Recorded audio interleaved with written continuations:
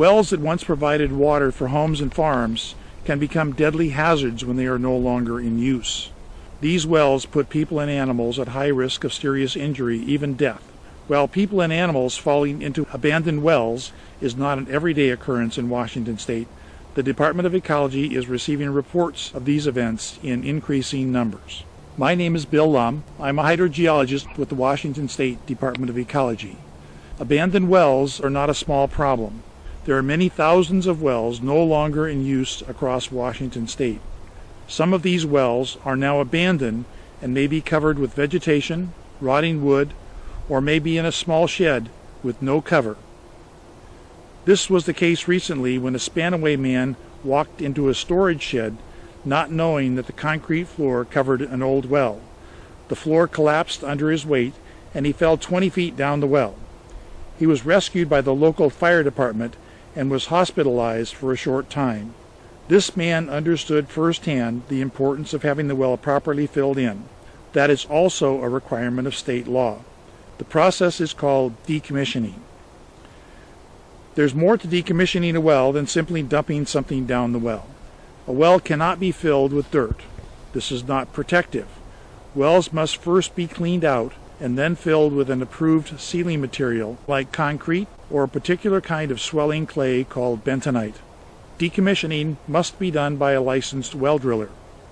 In Spanaway, the property owner had the well filled with concrete within 48 hours after falling into the well. He also put in 3 feet of pea gravel.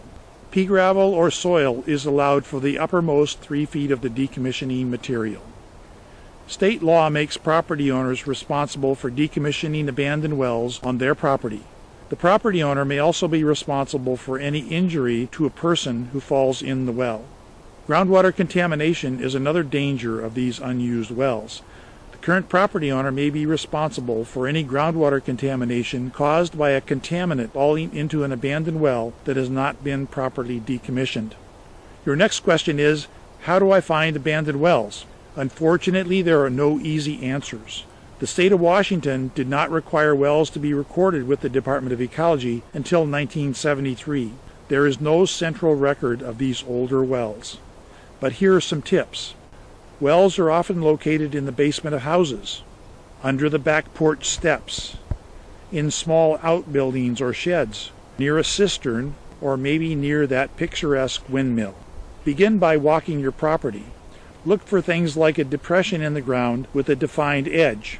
A ring of bricks or a few cobbles may be the top of an old well. Look for pipes sticking up out of the ground. Be wary of an old sheet of plywood or an isolated sheet of concrete, a vault, or a pile of bricks. Contact neighbors who may have lived in the area for many years. They may know the location of old wells. County Health Department records and old site plans from the building department may show the location of an old well. At your county courthouse or local historical society, look for lease agreements, farm line maps, or geological surveys.